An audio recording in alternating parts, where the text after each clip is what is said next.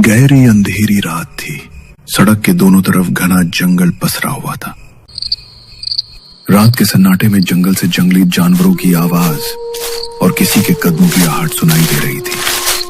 सड़क पर करीब 20 से 25 साल की एक युवती ठंड से कांपते हुए अपने कंधों को हाथों से सिकोड़े शायद किसी मदद की तलाश कर रही थी। उसने भरी ठंड में लाल रंग की साड़ी पहन रखी थी। हवा उसके शरीर को चीरती हुई गुजर रही थी। उसके चेहरे पर अजीब सी शिकन थी। काश कोई तो मिल जाए मदद के लिए, वरना आज तो मैं जिंदा नहीं बचूंगी। उसने इधर उधर नजरें दौड़ाई। कुछ दूरी पर एक काली गाड़ी खड़ी दिखाई दी। वो तेज कदमों से गाड़ी की ओर बढ़ी और शीशे पर खटखटाया, लेकिन कोई जवाब नहीं आया। लगता है गाड़ी के अंदर कोई नहीं है, लेकिन अगर गाड़ी यहाँ खड़ी है तो इसका मालिक कहीं आसपास ही होगा। मुझे उसे ढूंढना होगा। मैं यहाँ अकेली फंसी नहीं रह सकती। श्रुति उसे ढूंढने के लिए इधर उधर देखने लगी। सड़क के दाहिनी तरफ बने जंगली रास्ते से अजीब सी आवाज आई, जैसे कोई जोर जोर से हाँफ रहा हो। लगता है गाड़ी का मालिक अंदर है। हिम्मत कर श्रुति, आगे बढ़। श्रुति ने हिम्मत जुटाई और आगे कदम बढ़ाए। उसने इधर उधर नजरें दौड़ाई, लेकिन वहां कोई दिखाई नहीं दिया। अचानक उसके कंधे पर किसी के हाथ का एहसास हुआ। वो घबराई। ठंडी रात में भी उसका पूरा शरीर पसीने से भीग गया। तभी उसके कानों में एक आवाज पड़ी। आप यहाँ इस सुनसान जंगल में अकेली कैसे रह गई? क्या आपकी गाड़ी खराब हो गई है या कोई और परेशानी है? रात में ये जंगली इलाका बिल्कुल भी सुरक्षित नहीं है। उस आवाज को सुनकर श्रुति पीछे मुड़ी। उसके सामने करीब 30-32 साल का नौजवान खड़ा था। श्रुति को देखते ही उसकी आंखों में अजीब सी चमक आ गई। आप कुछ बोल क्यों नहीं रही हैं? चलिए यहाँ से बाहर चलते हैं। ये जगह खतरे से खाली नहीं है। उस लड़के ने गाड़ी की तरफ देखने का इशारा करते हुए कहा। आपके कपड़े भीग गए हैं और आप कांप भी रही हैं। आपको देखकर तो ऐसे लग रहा है कि आप काफी डरी हुई हैं। अगर चाहें तो मेरी गाड़ी में बैठकर थोड़ा आराम कर सकती हैं, या फिर बताइए आपको कहीं जाना है तो मैं आपको छोड़ देता हूँ। दरअसल मैं मदद की तलाश में ही यहाँ आई थी। कुछ लड़के मेरे पीछे पड़ गए थे, बड़ी मुश्किल से उनसे बचकर भागी हूँ। आप अच्छे इंसान लगते हैं। मेरा घर यही पास वाले गांव में है। क्या आप मुझे मेरे घर तक छोड़ देंगे? अरे हाँ हाँ, क्यों नहीं। आइए गाड़ी में बैठ जाइए, मैं ड्रॉप कर देता हूँ तुम्हें। वो दोनों गाड़ी में बैठने ही वाले थे कि अचानक मूसलाधार बारिश शुरू हो गई। श्रुति भीग चुकी थी और जल्दी से अंदर बैठ गई। लाल साड़ी में वो पहले ही खूबसूरत लग रही थी। अब उसके भीगे चेहरे और शरीर से टपकती बूंदें बार बार अरुण का ध्यान उसकी ओर खींच रही थी। गाड़ी स्टार्ट क्यों नहीं हो रही? नहीं होगी अभी, बस मेरा ध्यान थोड़ा भटक गया था। ऐसा कहते हुए अरुण ने श्रुति की ओर हल्की मुस्कान दी। श्रुति भी हल्का मुस्कुराई और नजरें झुका ली। गाड़ी चलते हुए अरुण का ध्यान बार बार भटक रहा था। अचानक उसकी नजर सामने पड़ी और एक जली हुई औरत गाड़ी के सामने टकरा गई। अरुण ने झटके से ब्रेक लगाया। क्या हुआ? आपने अचानक गाड़ी क्यों रोक दी? तुमने देखा? वो औरत हमारी गाड़ी से टकराई। वो पूरी जली हुई थी। हमें उसे बचाना होगा। आपको गलतफहमी हुई है। जब से आप गाड़ी चला रहे हो मेरा ध्यान सामने ही है। आपकी गाड़ी से कोई नहीं टकराया। इस सुनसान रास्ते पर इंसान तो क्या, कोई जानवर भी अब तक नहीं दिखा। फिर एक जली हुई औरत आपकी गाड़ी के सामने कैसे आ सकती है? क्या? अगर गाड़ी के सामने कोई नहीं आया तो फिर मैंने किसे देखा? आपको भ्रम हुआ रहेगा, शायद नींद की वजह से। मेरा घर यहीं से बस 10 मिनट की दूरी पर है। आज रात आप मेरे घर रुक जाइए, सुबह आराम से निकल जाना। अरुण ने हिम्मत जुटाकर गाड़ी दोबारा स्टार्ट की। श्रुति रास्ता बताती रही और जैसे उसने कहा था 10-15 मिनट में गाड़ी श्रुति के घर के सामने रुक गई। श्रुति गाड़ी से उतर गई। अरुण भी उतरने ही वाला था कि अचानक उसकी नजर गाड़ी के शीशे पर गई। गाड़ी की पिछली सीट पर वही जली हुई औरत बैठी थी। उसकी आंखें जलती आग जैसी सीधा अरुण की तरफ घूर रही थी। अरुण डर के मारे पसीने पसीने हो गया। उसने गाड़ी का दरवाजा खोलने की कोशिश की, लेकिन दरवाजा जैसे जाम हो गया था। अरुण चीख पड़ा और तभी गाड़ी का दरवाजा खुल गया। कि क्या हो गया आपको? आप इस तरह चिल्ला क्यों रहे हैं? और इतना पसीना? आप ठीक तो है ना? हाँ, मैं ठीक हूँ। दरअसल गाड़ी का दरवाजा जाम हो गया था और मुझे घुटन सी हो रही थी। चलो तुम्हारे घर के अंदर चलते हैं, मुझे कुछ ठीक नहीं लग रहा। अरुण ने गाड़ी से निकलकर उसे लॉक कर दिया और श्रुति के घर की ओर बढ़ा। गांव के बीचों बीच श्रुति का छोटा सा कच्चा मकान था। दीवारें मिट्टी से लीपी हुई थी। अंदर सिर्फ एक बल्ब की हल्की रोशनी जल रही थी। बाकी कमरा आधे अंधेरे में डूबा हुआ था। आप बैठिए, मैं आपके लिए पानी लेकर आती हूँ। वैसे तुम्हारे साथ यहाँ और कोई रहता नहीं है क्या? इस घर में आप अकेली ही रहती हो? और आपके घर वाले? घर और परिवार दोनों में बस मैं ही हूँ। कुछ साल पहले माँ चल बसी और उसके 1 साल बाद पिताजी भी चले गए। खेत में काम करती हूँ, उनसे जो थोड़े बहुत पैसे मिलते हैं उसी से गुजारा करती हूँ। आज खेत से ही लौट रही थी जब वो लड़के मेरे पीछे पड़ गए। अच्छा हुआ जो आप रास्ते में मिल गए, वरना पता नहीं आज मैं अपने घर तक कैसे पहुंचती। अरुण उसकी बात सुनकर बिल्कुल चुप हो गया। उसे समझ ही नहीं आया कि क्या जवाब दे। थोड़ी देर बाद श्रुति चाय का प्याला लेकर आई और अरुण के हाथ में थमा दिया। वैसे आपके परिवार में कौन कौन है? आपको देखकर तो लगता है कि आप शादीशुदा हैं। नहीं, शादीशुदा तो बिल्कुल नहीं हूँ। लेकिन अगर कोई खूबसूरत सी लड़की मेरी जिंदगी में आना चाहे तो मेरे दिल के रास्ते हमेशा खुले हैं। दरअसल बहुत देर से एक बात कहना चाह रहा था, लेकिन हिम्मत नहीं जुटा पा रहा था। आप बहुत खूबसूरत हैं। इतनी खूबसूरत लड़की का इस तरह अकेले रहना सही नहीं लगता। मेरे साथ शहर चलो, मैं तुमसे शादी कर लूंगा। आप तो शहर के पढ़े लिखे बाबू हैं, मुझ जैसी गांव की लड़की से शादी क्यों करेंगे? मुझसे ऐसी चिकनी चुपड़ी बातें मत कीजिए। अरे चिकनी चुपड़ी बातें नहीं कर रहा, सच कह रहा हूँ। तुम बहुत खूबसूरत हो और सच में मन कर रहा है कि तुमसे अभी इसी वक्त शादी कर लूं। अरुण धीरे धीरे श्रुति की तरफ बढ़ा। जैसे ही उसने उसके पल्लू को छुआ, अरुण को जोरदार झटका लगा और उसका हाथ बुरी तरह जलने लगा। ये क्या हो रहा है मेरे हाथ को? अरुण ने घबराकर अपना हाथ संभाला और श्रुति की तरफ देखा, लेकिन उसी पल श्रुति धुएं में बदलकर अचानक गायब हो गई। अरुण के चेहरे का रंग उड़ गया। ये सब क्या हो रहा है मेरे साथ? ये मेरा वहम है, ऐसा नहीं हो सकता। वो ऐसे सामने से गायब नहीं हो सकती। अरुण ने पूरे घर में नजरें दौड़ाई, लेकिन श्रुति कहीं नजर नहीं आई। डर से उसका दिल तेज धड़कने लगा।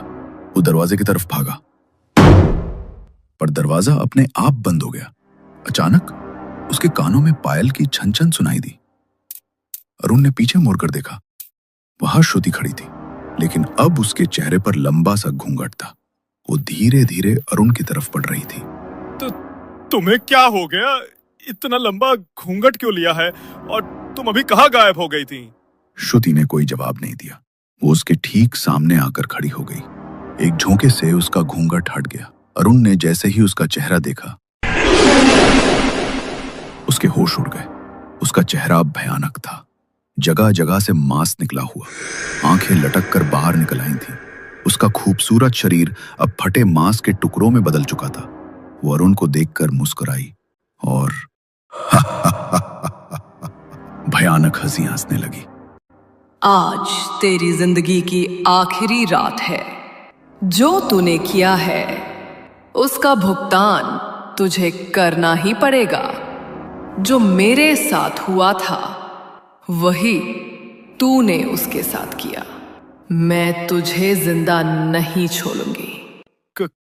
कौन हो तुम? मैंने क्या बिगाड़ा है तुम्हारा? जाने दो मुझे यहाँ से, प्लीज।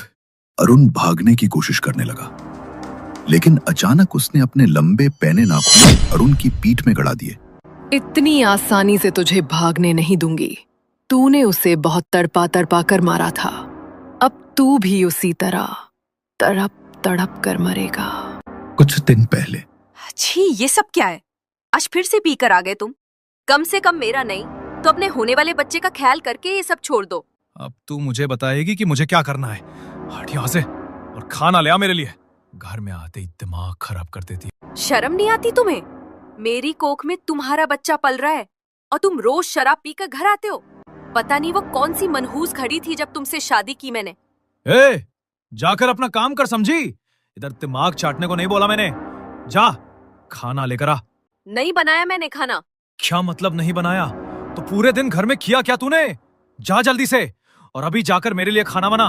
नहीं जाऊंगी और नहीं करूंगी मैं तुम्हारे लिए कुछ। मुझे अपने प्यार के जाल में फंसाया और सारी प्रॉपर्टी अपने नाम करवा ली। अगर मुझे पहले पता होता कि तुम ऐसे हो तो बहुत पहले ही तुमसे पीछा छुड़ा लेती। बस बहुत हो गई तेरी बकवास। किस्मत मेरी फूटी थी जो तुझसे शादी की। हर रोज की चिक-चिक अब मेरी आंखों के सामने से हट जा, वरना हाथ उठ जाएगा मेरा।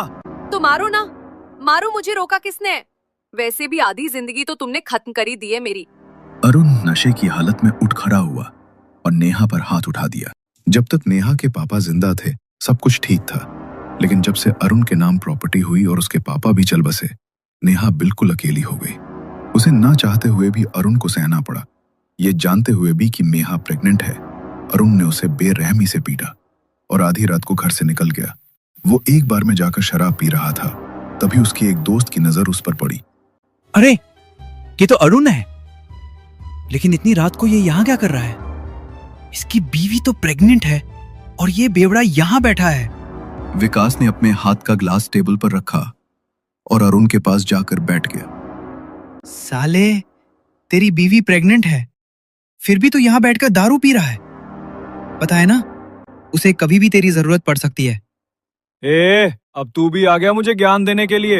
एक तो बड़ी मुश्किल से उससे पीछा छुड़वा कर आया हूं। मन करता जान से मार दूं उसको। जीना हराम कर दिया मेरा, और ऊपर से वो बच्चा, उसकी जिम्मेदारी भी मेरे सिर पे डाल देगी। इससे पहले कि वो बच्चा पैदा हो, मन करता है खत्म कर दूं उसको। क्या बकवास कर रहा है तू? उसके पेट में तेरा बच्चा पल रहा है और तू उसे मारने की बातें कर रहा है। पागल हो गया है क्या? हट, जाने दे मुझे। अरुण बोतल हाथ में उठाकर वहां से चला गया। अगले दिन जब उसका नशा उतरा तो वो नेहा के पास पहुंचा। मुझे पता है कल रात मैंने तुम्हारे साथ बहुत बुरा बिहेव किया। मुझे ऐसा नहीं करना चाहिए था, लेकिन मैं तुम्हें सॉरी कहना चाहता हूँ और अपनी गलती सुधारने की कोशिश भी करना चाहता हूँ। मुझे तुम्हारी किसी भी बात पे भरोसा नहीं है और मुझे तुम्हारी माफी भी नहीं चाहिए। जाओ यहाँ से। प्लीज नहीं, मैं सच में अपने किए पर शर्मिंदा हूँ। मुझे बस एक मौका दे दो। तुम्हारी डिलीवरी में अभी 1 महीना बाकी है। पता है तुम्हारे लिए ट्रैवल करना ठीक नहीं है, लेकिन अपनी गाड़ी से तो हम जा सकते हैं। तुम्हें पता है ना, मैं कितने टाइम से नेपाल जाना चाहता था। चलो ना, हम दोनों वहां घूमने चलते हैं। मुझे तुम्हारे साथ कहीं नहीं जाना, और डॉक्टर ने वैसे भी मुझे ट्रैवल से मना किया है। मैं अपने बच्चे के लिए कोई रिस्क नहीं ले सकती। अरे कुछ नहीं होगा नेहा, मुझ पर भरोसा करो। मैं बहुत ध्यान से तुम्हें लेकर जाऊंगा, और नेपाल यहाँ से बहुत दूर भी नहीं है। कुछ घंटे ड्राइव करेंगे तो पहुंच जाएंगे। नेहा ऐसी हालत के साथ कहीं नहीं जाना चाहती थी, लेकिन अरुण की जिद के आगे उसे मजबूरी में नेपाल जाने के लिए मानना पड़ा।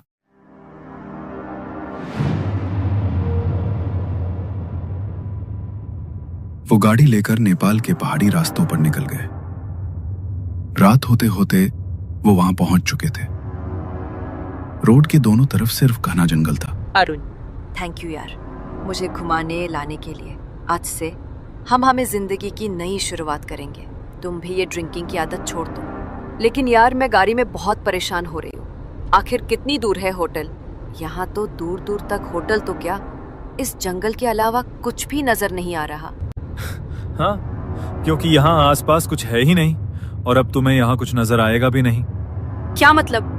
मतलब ये कि अब तुम मरने वाली हो और तुम्हें बचाने के लिए यहाँ कोई नहीं है। बेवकूफ लड़की, मुझ पर भरोसा कर लिया और अपना सब कुछ मेरे नाम भी कर दिया। अब जब सब कुछ मेरे नाम हो चुका है तो तुम मेरे किस काम की हो?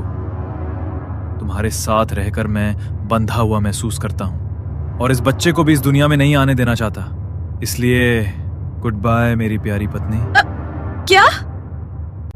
इससे पहले कि नेहा कुछ और कह पाती, अरुण ने उसके मुंह पर रुमाल रख दिया। उस पर बेहोशी की दवा लगी हुई थी।